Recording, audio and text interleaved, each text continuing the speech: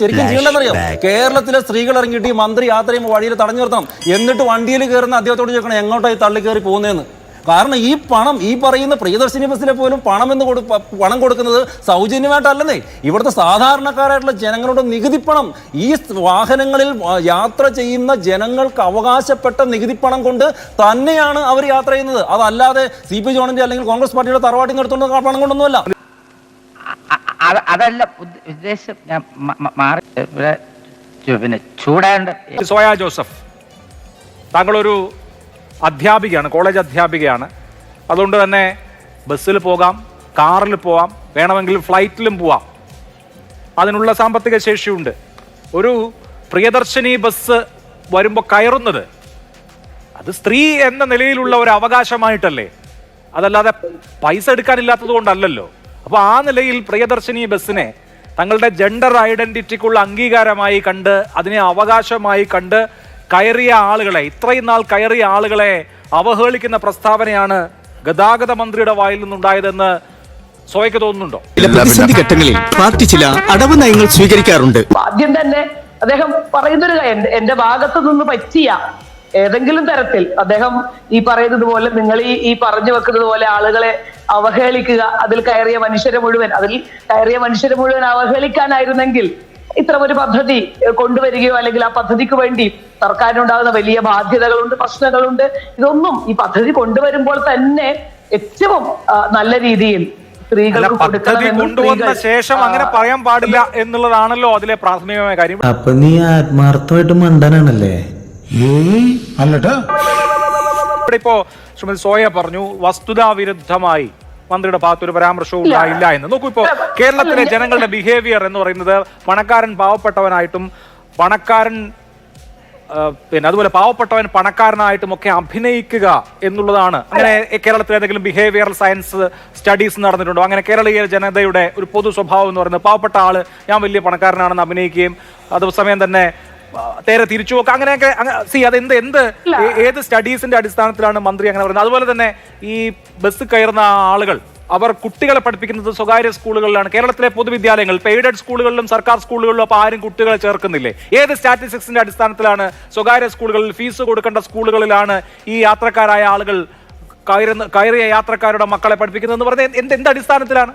മതി ഇപ്പൊ തന്നെ ആകെ നാറി. ഒരു കാര്യം പറയാം, ഇനി അധികം പരസ്യപ്പെടുത്തണം. ഭൂരിപക്ഷം സ്ത്രീകളും അൺഎംപ്ലോയിഡ് ആയിട്ടുള്ള ആളുകളുണ്ട്.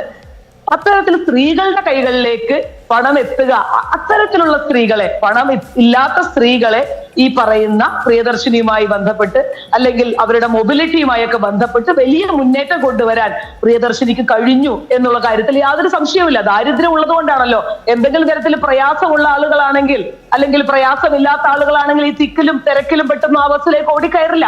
അപ്പൊ അവർക്ക് പ്രയാസമുള്ളത് കൊണ്ടാണ് സ്ത്രീകളെ സംബന്ധിച്ച് പണം മുടക്കാൻ അവരുടെ ലിമിറ്റഡ് ആക്സസ് ടു ഈ പറയുന്നത് പോലെ അവരുടെ പണം വളരെ ബുദ്ധിമുട്ടേറിയ പ്രയാസമുള്ള ഒരു ഘടകമായി ഇപ്പോഴും കേരളത്തിലെ സ്ത്രീകൾ നിൽക്കുന്നുണ്ട് എന്നുള്ള കാര്യത്തിൽ തർക്കമില്ല. പിന്നെ രണ്ടാമത് ചോദിച്ച ചോദ്യം, എവിടെ നിന്നാണ് സ്വകാര്യ സ്കൂളിന്റെയും അല്ലെങ്കിൽ പിന്നെ സർക്കാർ സ്കൂളിന്റെയും ഒക്കെ കണക്കിട്ടുന്നത്? കേരളത്തിലെ സർക്കാർ സ്കൂളുകളുടെ എണ്ണം, സർക്കാർ സ്കൂളുകളിൽ എൻറോൾ ചെയ്യുന്ന കുട്ടികളുടെ എണ്ണം, സ്വകാര്യ സ്കൂളുകളുടെ എണ്ണം, സ്വകാര്യ സ്കൂളുകളിൽ എൻറോൾ ചെയ്യപ്പെടുന്ന കുട്ടികളുടെ എണ്ണവും കൃത്യമായി സർക്കാർ സ്കൂളിനതിനേക്കാൾ ഇരട്ടിയാണ് എന്നുള്ളതൊരു യാഥാർത്ഥ്യമാണ്. അതിൽ സംശയമുണ്ടോ? ഇരട്ടിയാണ്. അത് ഏത് കണക്കെടുത്ത് നിങ്ങൾ പരിശോധിച്ചാലും നിങ്ങൾക്ക് കാണാൻ കഴിയുന്ന കാര്യമാണ്. എനിക്കിതിൽ യാതൊരു സംശയവുമില്ല. ഇതൊക്കെ ഏത് സെൻസസ് ആണ്, ഏത് സ്റ്റാറ്റിസ്റ്റിക്സ് ആണെന്നൊക്കെ ചോദിച്ചാൽ കേരളത്തിൽ കൃത്യമായി അത്ര ഒരു കണക്കുണ്ട്. നിങ്ങൾ വിദ്യാഭ്യാസ വകുപ്പിന്റെ കീഴിൽ പോയി അന്വേഷിച്ചാൽ മതി. കേരളത്തിൽ പകുതി ഗവൺമെന്റ് സംവിധാനങ്ങളിൽ വിദ്യാഭ്യാസം ചെയ്യുമ്പോൾ അതിന്റെ ഇരട്ടിയാണ്. എന്തുകൊണ്ടാണത് സംഭവിക്കുന്നത്? നിങ്ങൾ പറഞ്ഞു അദ്ദേഹം എന്തുകൊണ്ടാണ് സംഭവിക്കുന്നത്? കേരളത്തിലെ സർക്കാർ വിദ്യാലയങ്ങൾ അല്ലെങ്കിൽ പൊതുവിദ്യാഭ്യാസം, സർക്കാർ എയ്ഡഡ് വിദ്യാഭ്യാസം നിലവാര തകർച്ച നേരിടുന്നത് കൊണ്ടാണോ? ഈ ബസ്സിൽ ഇടിച്ചു കയറുന്ന ആശുപത്രിയിൽ പോകാൻ വേണ്ടി സ്വകാര്യ ആശുപത്രികളെ ഒഴിവാക്കി സർക്കാർ ആശുപത്രികളെ ആശ്രയിക്കുന്ന ജനവിഭാഗങ്ങൾ അവരുടെ മക്കളെ അൺഎയ്ഡഡ് സ്കൂളുകളിൽ അയക്കുന്നത് കേരളത്തിലെ പൊതുവിദ്യാഭ്യാസത്തിന് ഒരു വിലയില്ലാത്തത് കൊണ്ടോ മൂല്യമില്ലാത്തത് കൊണ്ടാണോ? എനിക്കറിയില്ല, ഞാൻ ചോദിക്കാം. അല്ല, അഭിലാഷിന് മനസ്സിലാവാത്തതെന്ന് എനിക്കറിയില്ല. അത് കോൺഗ്രസ് വന്നതുകൊണ്ടോ അല്ലെങ്കിൽ അത് പിന്നെ ഇവിടെ CPM ഭരിച്ചത് കൊണ്ടോ ഒന്നുമല്ല. നമ്മുടെ സർക്കാർ സംവിധാനങ്ങളുടെ കുറെ പിടിപ്പുകേടുകൾ അല്ലെങ്കിൽ കുറെ പ്രശ്നങ്ങൾ അതിലുണ്ട് എന്നുള്ളത് യാഥാർത്ഥ്യമാണ്. മനോഹരം, ഗംഭീരം. അനന്തേട്ടാ, അളിയന്റെ കയ്യിൽ ഇതുപോലെ ഒരുപാട് തത്വങ്ങൾ എനിക്ക് പഠിക്കാനുണ്ട്. നിങ്ങൾ ഒരാളുടെ നിലപാടിനെ നിങ്ങൾ ആ തള്ളിക്കയറ്റം എന്നുള്ളൊരു വാക്കുകൊണ്ട് ഒരാൾ തള്ളിക്കയറ്റം എന്ന വാക്കുകൊണ്ട് തള്ളിക്കയറ്റം എന്താ തള്ളിക്കയറ്റം കൊണ്ട് ഉദ്ദേശിക്കുന്നത്? മറ്റ് ബസ്സുകളെക്കാൾ തിരക്കതിലുണ്ട്, അത് സ്വാഭാവികമല്ലേ?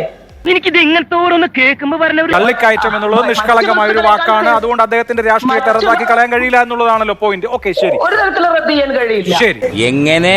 ശരി ശരി ശ്യാംരാജ്, ഇവിടെ ഇപ്പോ ഒരു പൊതുവിഷയത്തെ സംബന്ധിച്ച് മന്ത്രി CP ജോൺ സംസാരിക്കുമ്പോൾ അദ്ദേഹം എന്താണ് അദ്ദേഹത്തിന്റെ സ്പീച്ചിൽ ഉദ്ദേശിച്ചതെന്ന് എനിക്ക് മനസ്സിലായില്ല. എന്തായാലും ഈ പ്രൈവറ്റ് ബസ് സംഘടനയുടെ യോഗത്തിലായിരുന്നു അദ്ദേഹത്തിന്റെ ഈ പ്രസംഗം. സൗജന്യം നേടുന്ന ആളുകൾ അവരുടെ സാമൂഹ്യ സ്ഥിതി കൊണ്ട്, അവരുടെ ദാരിദ്ര്യം കൊണ്ട് ഇത് നേടുകയാണ്. ആ യാഥാർത്ഥ്യം നിങ്ങൾ മനസ്സിലാക്കണം എന്ന് അദ്ദേഹം ആ സംഘടനാ നേതാക്കളോടും അതിൻ്റെ പ്രവർത്തകരോടും പറഞ്ഞതാണോ, അതോ ഈ സൗജന്യം നേടുന്നത് ഒരു തരത്തിലുള്ള ഔദാര്യമാണ് എന്ന് പരിഹസിച്ചതാണോ? എന്താണ് താങ്കൾക്ക് അതിൽ എന്താണ് മനസ്സിലായത്? അല്ല, അത് മാത്രമല്ല, അദ്ദേഹത്തിന്റെ ഇന്നത്തെ ആ സ്റ്റേറ്റ്മെന്റിൽ സമ്പൂർണ്ണമായിട്ടുള്ള സ്ത്രീ വിരുദ്ധതയും അവഹേളനവും തന്നെയാണുള്ളത്. അദ്ദേഹം പറഞ്ഞെന്താണ്, ഈ പാവപ്പെട്ടവരായിട്ട് അഭിനയിക്കുകയാണെന്നാണ്. ബിഹേവിയർ സയൻസിനെ കുറിച്ചിട്ടൊക്കെ പറഞ്ഞു പാവപ്പെട്ടവരായിട്ട്, അതായത് അദ്ദേഹം ഉദ്ദേശിച്ചിട്ടുള്ളത് പണമുള്ള സ്ത്രീകൾ പാവപ്പെട്ടവരായിട്ട് അഭിനയിച്ചിട്ട് ബസ്സുകളിൽ സൗജന്യ യാത്ര ചെയ്യുന്നു എന്നാണ്. അങ്ങനെ പറയേണ്ട ആവശ്യമുണ്ടോ?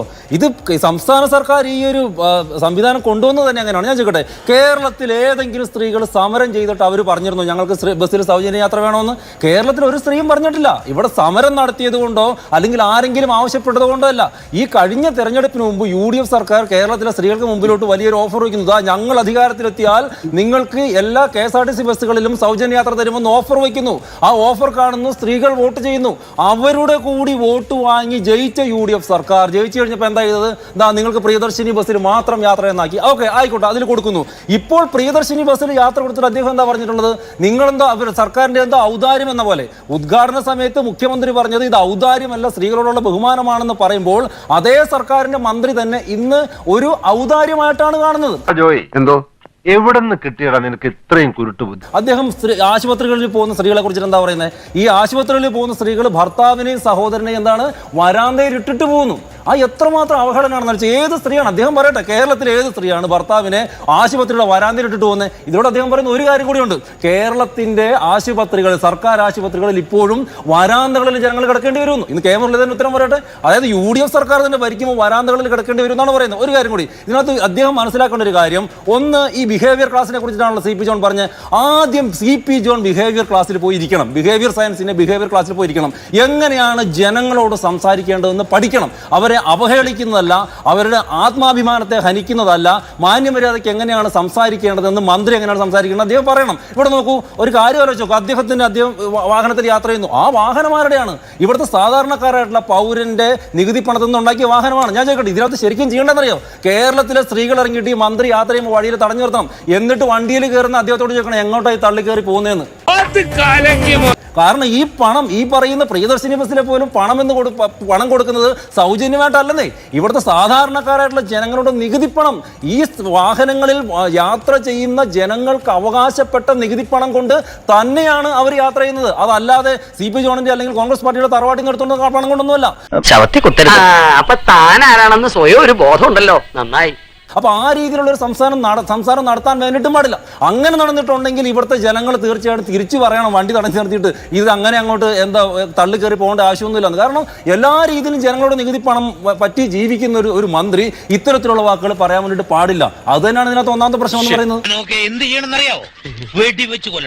ജോസഫ്, ഇപ്പോൾ താങ്കൾ ഒരു വിഷയം പറഞ്ഞതുകൊണ്ട് ഞാനത് പരിശോധിച്ചു. ഇപ്പോൾ സമേതം പോർട്ടലിൽ നോക്കിയാൽ കേരളത്തിൽ നിലവിൽ ഈ 2026 അക്കാഡമിക് ഇയറിൽ 59.29% വിദ്യാർത്ഥികളും പഠിക്കുന്നത് സർക്കാർ എയ്ഡഡ് സ്ഥാപനങ്ങളിലാണ്, സ്കൂളുകളിലാണ്. ഫീസ് കൊടുത്ത് സ്വകാര്യ സ്കൂളുകളിൽ പഠിക്കുന്നത് 40.72% കുട്ടികൾ മാത്രമാണ്. അതായത് 60% സ്വകാര്യ സ്കൂളുകളിലല്ല, അല്ലെങ്കിൽ ഫീസ് കൊടുത്ത് പഠിക്കേണ്ട സ്കൂളുകളല്ല പഠിക്കുന്നത്. ഞാനതൊരു തർക്കത്തിന് വേണ്ടി പറഞ്ഞല്ല, നേരത്തെ പറഞ്ഞ കാര്യം അതൊന്ന് ക്ലാരിഫൈ ചെയ്യാൻ വേണ്ടി പറഞ്ഞാണ്.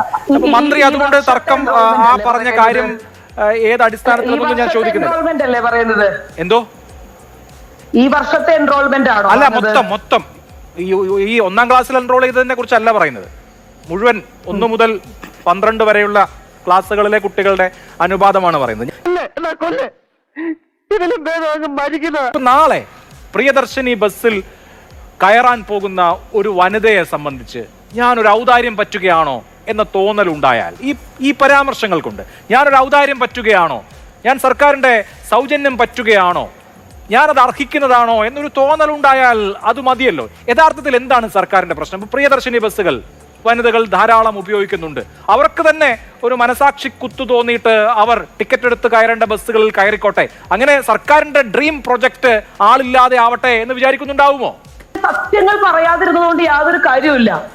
സത്യങ്ങൾ പറയാതിരുന്നത് കൊണ്ട് യാതൊരു ഗുണവും ലഭിക്കുന്നില്ല. അദ്ദേഹം പറഞ്ഞതിൽ എന്താണ്, ഞാൻ നേരത്തെ പറഞ്ഞതുപോലെ എന്താണ് ഇതിലൊരു വാസ്തവ വിരുദ്ധത എന്ന് എനിക്ക് മനസ്സിലാവുന്നില്ല. സർക്കാരിന്റെ സംവിധാനങ്ങളിൽ അത് ആളുകൾ കൂടുതൽ വരുന്നത് കൊണ്ടാവാം, അവിടുത്തെ സംവിധാനങ്ങളുടെ തകർച്ചകൾ കൊണ്ടാകാം, ഒരുപാട് പ്രശ്നങ്ങൾ സർക്കാരിന്റെ ആരോഗ്യ മേഖലയിലാവട്ടെ, വിദ്യാഭ്യാസ മേഖലയിലാകട്ടെ, ഗതാഗത മേഖലയിലൊക്കെ ഉണ്ട്. അതിനെ കുറെ കൂടെ മെച്ചപ്പെടുത്തുക. അദ്ദേഹം തന്നെ പറയുകയുണ്ടായി, ഞാനിത് സ്വയം വിമർശനാത്മകമായിട്ട് പറഞ്ഞൊരു കാര്യമാണ്. കാരണം ഞങ്ങളെ പോലെയുള്ള കേരളത്തിലെ രാഷ്ട്രീയക്കാർക്ക് അത് മനസ്സിലായില്ല. എന്തുകൊണ്ടാണ് നേരത്തെ BJP-യുടെ പ്രതിനിധി ഇവിടെ പറയുന്നത് കേട്ടിട്ടുണ്ടാവും, കേരളത്തിലെ ഒരു സ്ത്രീയും സമരം ചെയ്തത് കൊണ്ടല്ല ഇത് കൊടുത്തതെന്ന് പറഞ്ഞു. അപ്പൊ അതിന്റെ അർത്ഥം സ്ത്രീകൾക്ക് ഇത് ആവശ്യമില്ലായിരുന്നു എന്നാണോ? അങ്ങനെ ആവശ്യമില്ലായിരുന്നു എന്നാണെങ്കിൽ എന്തുകൊണ്ടാണ് സ്ത്രീകൾ അതിലേക്ക് കയറുന്നത്? എല്ലാ സ്ത്രീകൾക്കും വേണ്ടിയുള്ളതാണ് എന്നുള്ളതിനെ റദ്ദ് ചെയ്യുന്ന എന്ത് സ്റ്റേറ്റ്മെന്റ് ആണ് അദ്ദേഹം നടത്തിയതെന്ന് എനിക്കിപ്പോഴും മനസ്സിലായിട്ടില്ല. ബുദ്ധി ഉണ്ടായിരുന്നെങ്കിൽ മന്ന ബുദ്ധിയെങ്കിലും വിളിച്ചേനെ. ഞാൻ നേരത്തെ പറഞ്ഞല്ലോ, ഇത് 3 കാര്യങ്ങളെ കണക്ട് ചെയ്ത് അദ്ദേഹം സംസാരിച്ചതാണ്. ആളുകളുടെ ബിഹേവിയറൽ പാറ്റേൺ എന്ന് പറയുന്നത് സ്വാഭാവികമായിട്ട് നമ്മൾ ഇതൊക്കെ ഞാൻ നേരത്തെ പറഞ്ഞ ഈ 3 കാര്യങ്ങളുമായി ബന്ധപ്പെടുത്തി ഇതൊക്കെ കേരളത്തിൽ എക്സിസ്റ്റിംഗ് ആയിട്ടുള്ള ഒരു കാര്യമാണ്. ശ്രീ ശ്യാംരാജ്, നോക്കൂ, നിങ്ങൾ സബ്സിഡികളും ആനുകൂല്യങ്ങളും ഒക്കെ ടാർഗറ്റഡ് ആക്കണം എന്ന് വാദിക്കുന്ന ആളുകളാണ്. ഒരു വലതുപക്ഷ സാമ്പത്തിക നയം എന്ന് പറയുന്നത് എന്താണ്? ഒരു വെൽഫെയർ സ്റ്റേറ്റിൽ തന്നെയും ഏറ്റവും അത്യന്താപേക്ഷിതമായ ആളുകൾക്ക് ആണ്, അവരിലേക്ക് ടാർഗറ്റ് ചെയ്തിട്ടാണ് എല്ലാ പദ്ധതികളും കൊടുക്കേണ്ടത് എന്നൊക്കെയാണ്. അപ്പോൾ ഈ പ്രിയദർശിനി ബസ്സിനെ സംബന്ധിച്ചും എല്ലാവർക്കും കൊടുക്കേണ്ടതല്ല, മറിച്ച് സാമ്പത്തിക സഹായം ആവശ്യമുള്ള ആളുകളിലേക്ക് പരിമിതപ്പെടുത്തണം എന്നൊരു കാഴ്ചപ്പാടുള്ളപ്പോൾ ഇപ്പൊ മന്ത്രി ഇങ്ങനെ പറഞ്ഞു, ആ മന്ത്രിയുടെ വാക്കിൽ കയറി പിടിക്കുക എന്നുള്ളതിനപ്പുറത്ത് നിങ്ങളുടെ പൊളിറ്റിക്കൽ ഐഡിയോളജിയുമായി ചേരുന്നതല്ലേ മന്ത്രി പറയുന്ന കാര്യം? ഏത് റൂട്ടിലേക്കാ വണ്ടി തിരിക്കണേന്ന് എനിക്കിപ്പോ മനസ്സിലായി. ഞാൻ സത്യത്തിൽ ചർച്ചയിൽ വന്നിട്ട് ഞെട്ടിപ്പി. ഞാൻ ഒരിക്കലും പ്രതീക്ഷിച്ചില്ല കോൺഗ്രസിന്റെ പ്രതിനിധി ഇങ്ങനെ വന്നിട്ട് ഇതിനെ ന്യായീകരിക്കേണ്ടി വരുമെന്ന്. അവർ പറയുന്നത് എന്താണ് മന്ത്രി പറഞ്ഞത് തെറ്റ് എന്നൊക്കെയാണ് ചോദിക്കുന്നത്. ശ്രീമതി സോയ, ഇവിടെ പ്രശ്നം എന്താ അറിയോ? അതായത് മന്ത്രി പറയുന്നത് കേട്ടാൽ സാധാരണ പൊതുജനങ്ങൾക്ക് മനസ്സിലാവുക കാശില്ലാത്ത നീയൊക്കെ ഉന്തി തള്ളിയതാ. ഞാനിത് പറയാൻ വേണ്ടിയിട്ട് ഉദ്ദേശിച്ചല്ല അവിടെ ഈ ഒരു ചർച്ചയിൽ ഇത്തരം വാക്കുകൾ ഉപയോഗിക്കണം എന്ന് പോലും ഞാൻ ഉദ്ദേശിച്ചിട്ടില്ല. എങ്കിലും നിങ്ങളത് ചോദിച്ചുകൊണ്ട് മാത്രം ഞാൻ പറയാണ്, കാശില്ലാത്ത ആളുകളൊക്കെ ഉന്തിത്തള്ളി പ്രിയദർശിനി ബസ്സിൽ കയറുന്നു. കാശില്ലാത്ത ഇതേ ആളുകൾ തന്നെ സർക്കാരിന്റെ ആശുപത്രിയിൽ പോകുന്നു. എന്നിട്ട് സ്വന്തം സഹോദരനെയും അച്ഛനെയും പിടിച്ചിട്ട് ആശുപത്രികളുടെ തറയിൽ കിടത്തുന്നു. എന്നിട്ട് ഇത്തരം കാശില്ലാത്ത നിങ്ങളൊക്കെ പോയിട്ട് മക്കളെ സർക്കാർ ഇതര പ്രൈവറ്റ് സ്കൂളുകളിൽ പഠിപ്പിക്കുന്നു എന്ന് പറഞ്ഞതാണ് സോയയുടെ പ്രശ്നം. എന്ന് പറഞ്ഞുകൊണ്ടാണ് ഇന്ന് കേരളത്തിലുടനീളമായിട്ട് ആ വാക്കുകൾക്കെതിരെ പ്രതിഷേധം ഉണ്ടായിട്ടുള്ളത്. എന്ന് പറഞ്ഞുകൊണ്ടാണ് ഇന്ന് കേരളത്തിലെ മാധ്യമങ്ങൾ മൊത്തം ഈ വിഷയം ചർച്ച ചെയ്യുന്നത്. ഇത്രയധികം വിഷയം ഉണ്ടായിട്ടും, ഇത്രയധികം ചർച്ച നടന്നിട്ടും, ഇത്രയധികം പ്രതിഷേധങ്ങൾ സ്ത്രീകൾക്ക് ഇവിടെ ഉള്ളിൽ നിന്ന് തന്നെ ഉണ്ടായിട്ടും കോൺഗ്രസ് പാർട്ടിക്ക് ഇത് മനസ്സിലാവാത്ത എന്താണെന്ന് എനിക്ക് മനസ്സിലാവുന്നുണ്ട്. നിങ്ങളും ഈ മന്ത്രിയെ ന്യായീകരിക്കാൻ വേണ്ടി തന്നെ ഇറങ്ങിക്കോണോ? ആശാന്റെ കഴി വെച്ച് നോക്കുമ്പോ ആശാൻ ഈ ലെവലിൽ അറിയപ്പെടേണ്ട ആളല്ല, കുറച്ചും കൂടി ലോ ലെവലിൽ അറിയപ്പെടേണ്ട ആൾ. നോക്കൂ, VD സതീശൻ ഞാൻ എന്തുകൊണ്ടാണ് പറഞ്ഞ് ഇവിടെ സമരം ചെയ്തിട്ടല്ല ഈ സംവിധാനം കൊണ്ടുവന്ന് പറയാൻ കാരണം എന്താ? ഇത് നിങ്ങളുടെ ഓഫറാണെന്ന്. നിങ്ങൾ UDF സർക്കാർ, കോൺഗ്രസ് നേതൃത്വം കൊടുക്കുന്ന UDF സർക്കാർ നേതൃത്വത്തിൽ അധികാരത്തിൽ സർക്കാർ വന്നാൽ ഇത് കൊടുക്കുമെന്ന് സ്ത്രീകളോട് പറഞ്ഞിട്ട് വോട്ട് മേടിച്ചതാണ്. ആ വോട്ട് ചെയ്ത നിങ്ങൾക്ക് വോട്ട് ചെയ്ത ആളുകളുടെ മുഖത്തടിക്കുന്നവരാണെന്ന് നിങ്ങളുടെ മന്ത്രി സംസാരിച്ചിട്ടുള്ളത്. അതുകൊണ്ടാണ് ഞാൻ ആ കാര്യം പറഞ്ഞിട്ടുള്ളത്. ഒരു വശത്ത് നിങ്ങൾ ഞങ്ങൾക്കെല്ലാം വോട്ട് ചെയ്യൂ, ഞങ്ങൾ നിങ്ങൾക്ക് തരാമെന്ന് പറഞ്ഞൊരു ഓഫർ അല്ലെങ്കിൽ ഒരു വാഗ്ദാനം കൊടുക്കുകയും മറുവശത്ത് അധികാരത്തിൽ വന്നപ്പോൾ ജനങ്ങളുടെ മുഖത്തടിക്കുന്ന സമീപനമാണ് നിങ്ങളുടെ സർക്കാർ കാണിച്ചിട്ടുള്ളത്. എന്നിട്ട് നേരം ഇത്രയുമായിട്ട് സർക്കാരിന്റെ ആരെങ്കിലും ഇതിനൊന്ന് എതിർത്ത് പറയാൻ വേണ്ടി സാധിച്ചോ? സർക്കാരിന് എവിടെയെങ്കിലും തിരുത്താൻ വേണ്ടിയിട്ട് സാധിച്ചോ? മുഖ്യമന്ത്രിക്ക് തിരുത്താൻ വേണ്ടി സാധിച്ചോ? മുഖ്യമന്ത്രിയുടെ സ്റ്റേറ്റ്മെന്റ് എന്തായിരുന്നു? മുഖ്യമന്ത്രി ഉദ്ഘാടന സമയത്ത് കൃത്യമായിട്ട് പറഞ്ഞത് ഔദാര്യമല്ല അവകാശമാണെന്നാണ്. ഇന്ന് CP ജോൺ മന്ത്രി പറഞ്ഞത് എന്താ? ഇത് അവകാശമല്ല ഔദാര്യമാണെന്നാണ്. എന്നിട്ട് മുഖ്യമന്ത്രി തിരുത്തിയോ? കോൺഗ്രസ് പാർട്ടിയിൽ നിന്നോ സർക്കാരിൽ നിന്നോ ആരെങ്കിലും ഈ സ്ത്രീ വിരുദ്ധ പരാമർശം, ആരെങ്കിലും സ്ത്രീകളെ ഈ അവഹേളിക്കുന്ന, സ്ത്രീകളെ മാത്രമല്ല പൊതുജനങ്ങളെ അവഹേളിക്കുന്ന ഈ നിലപാടിൽ നിന്ന് മാറാൻ വേണ്ടിയിട്ട് മാറ്റാൻ വേണ്ടി മന്ത്രിയോട് പറഞ്ഞ മന്ത്രി എന്താ ചെയ്തത്? കഴിഞ്ഞില്ലോ. മന്ത്രി എന്താ ഇത്? മന്ത്രി വൈകുന്നേരം വന്ന് ന്യായീകരിക്കുക. അദ്ദേഹം പറഞ്ഞെന്താ, ഇനി ഇത്തരം കാര്യങ്ങളൊക്കെ പറയുമ്പോഴത്തേക്ക് അങ്ങനെ പബ്ലിക്കായിട്ട് പറയാൻ പറ്റൂലെന്ന്. അതായത് ഇങ്ങനെ അദ്ദേഹത്തിന്റെ മനസ്സിൽ ഇത് തന്നെയാണ്. ഈ മന്ത്രിയുടെ മനസ്സിൽ ഇപ്പോഴും ഉള്ളത് സാധാരണക്കാരായിട്ടുള്ള സ്ത്രീകൾ ഉന്തിത്തള്ളി തന്നെ ബസ്സിൽ കയറുന്നു എന്നാണ്. പ്രശ്നം എന്താണ്? ഇത്തരം കാര്യങ്ങൾ പറയാൻ വേണ്ടിയിട്ട് പാടില്ല, അത് ശ്രദ്ധിക്കണം എന്നാ. ഇവിടെ സ്കൂളിന്റെ കാര്യം പറഞ്ഞു. ശ്രീ അഭിലാഷ് ഒന്ന് ആലോചിച്ച് നോക്കി. ഞാൻ പറയട്ടെ, മികച്ച സർക്കാർ സ്കൂളുകൾ ഉള്ളിടങ്ങളിൽ മാതാപിതാക്കൾ കുട്ടികളെ സർക്കാർ സ്കൂളുകളിൽ വിടും. ഇനി സർക്കാർ സ്കൂളുകളെക്കാൾ മികച്ച പ്രൈവറ്റ് സ്കൂളുകൾ ഉള്ള ഇടങ്ങളിൽ മാതാപിതാക്കൾ കുട്ടികളെ പ്രൈവറ്റ് സ്കൂളുകളിൽ വിടും. അതൊക്കെ നമ്മുടെ നാട്ടിൽ നടക്കുന്ന കാര്യങ്ങളല്ലേ? ഈ സ്വന്തം മക്കളുടെ വിദ്യാഭ്യാസത്തെ കരുതി അവരെ മികച്ച സ്കൂളിലേക്ക് മാതാപിതാക്കൾ വരുമ്പോൾ പറഞ്ഞു വിടുമ്പോൾ ഈ മന്ത്രിക്കത്തെ പ്രശ്നം എന്താന്നേ? UDF സർക്കാരിന് ഇത്ര പ്രശ്നം എന്താന്നേ? എന്തിനാണ് കോൺഗ്രസിന്റെ പ്രതിനിധി അതിനെ ന്യായീകരിക്കാൻ വേണ്ടി വന്നിരിക്കുന്നത്? ഇത്തരത്തിലുള്ള ജനവിരുദ്ധ സ്വന്തം മാതാപിതാക്കളും മക്കളെ സ്കൂളിലേക്ക് വിടുമ്പോൾ പോലും അതിനെതിരെ പോലും പറയുന്ന ഒരു മന്ത്രിയാണ് ഇവിടെ ഇരുന്നിട്ട് ആ മന്ത്രിനെ ഇവിടെ നിന്ന് ന്യായീകരിക്കുന്നു ആലോചിച്ചോ. തട്ടിപ്പാണല്ലേ?